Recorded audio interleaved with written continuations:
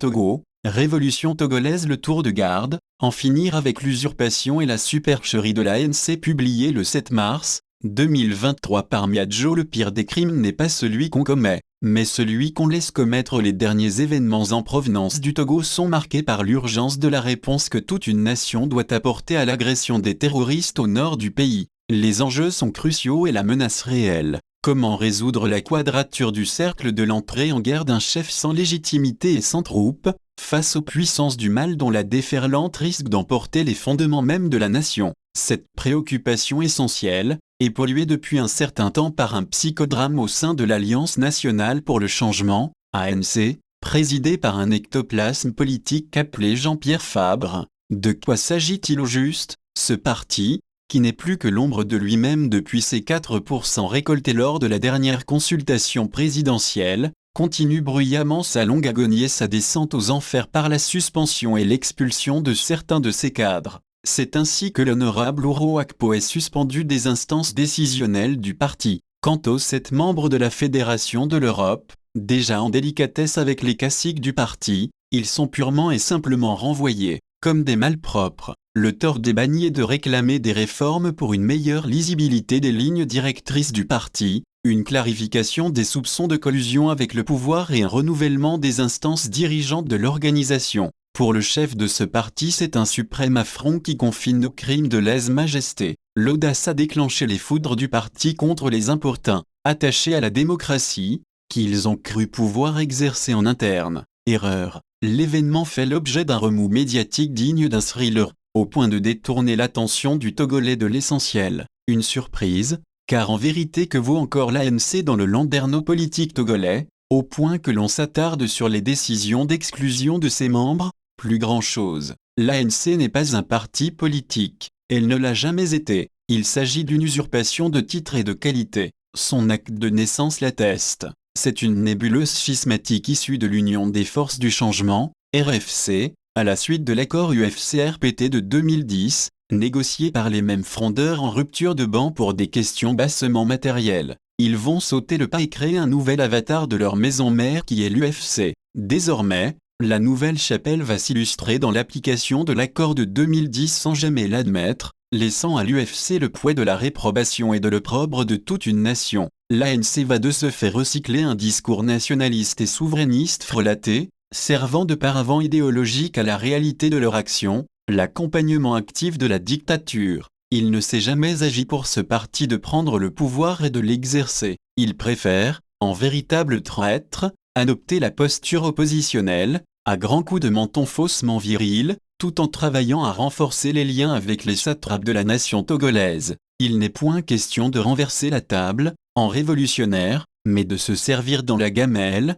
en réactionnaire. L'ANC n'a de changement que de nom. Elle s'accommode du statu quo comme seul horizon politique, en attendant que le pouvoir france-africain, là de la dynastie des Gnassingbé, fasse appel à elle pour perpétuer le pillage et l'avilissement de la nation. Fille de la duplicité, cette organisation a vécu dans le dualisme et meurt en pleine contrition imparfaite. Tout au plus est-elle un centre de profit maquillé en théâtre d'ombre, animé par des illusionnistes qui voient progressivement les fils de leur manipulation se briser les uns après les autres, laissant des marionnettes désarticulées, éberluées par leur liberté retrouvée. Quelle formation politique ou civique ce parti propose et dispense à ses membres? Aucune. C'est bien là pourtant une fonction fondamentale d'un parti politique. Que dit l'ANC des signes des temps? Quelle est sa position sur la France-Afrique? Il est remarquable que ce parti produit un discours anticolonial tout en renforçant la soumission à la colonialité. Il faut trouver les portes d'entrée auprès des responsables français,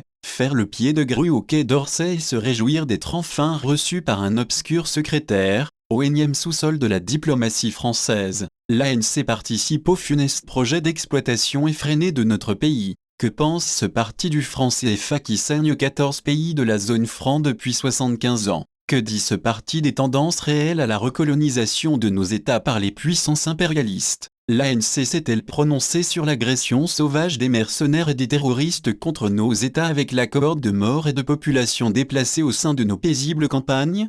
Que dit l'ANC des pressions exercées sur nos États pour accepter des bases militaires de la France et de l'Occident global pour les assujettir et renforcer la mainmise sur les richesses du golfe de Guinée? La dédollarisation et la multipolarisation du monde ont-elles trouvé droit de citer auprès des instances dirigeantes de l'ANC? Quid du changement de régime au Togo? Un vide sidéral de la pensée politique. Sur ces enjeux cruciaux, ce parti qui revendique une grandeur de façade, construite avec le soutien actif de la dictature, est complètement inaudible. Or, c'est précisément sur ces thèmes structurants que l'on attend un véritable parti politique, attaché à la défense de la souveraineté de la nation. L'ANC porte les stigmates du regroupement de circonstances poursuivant des buts inavouables, que les plus lucides comme M. Komitou Labor ont au fait de discerner. La vaniteuse vacuité du verbe d'un leadership médiocre traduit à suffisance cette supercherie. Écoutez attentivement parler ses représentants les plus en vue, et vous entendrez le hoquet du mensonge,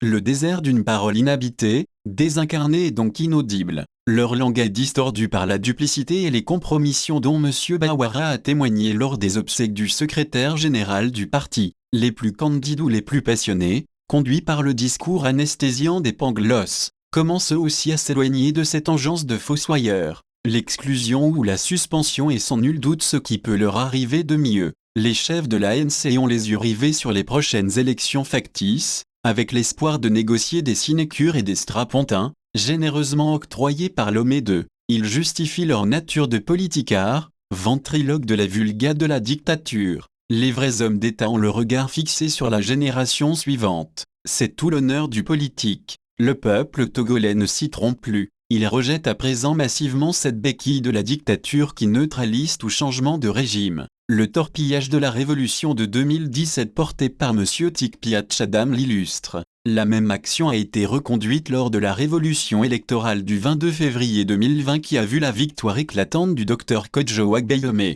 Le rôle nocif de ce parti de cadres cupides et véreux a encore aidé à la circonscrire. À présent, il faut se rendre à l'évidence. L'ANC est en état de catalepsie politique avancée. Elle garde néanmoins le suc vénéneux de la traîtrise et de la compromission qu'il faudra extirper. Le fruit du palmier ne se cueille qu'en sacrifiant les palmes protectrices.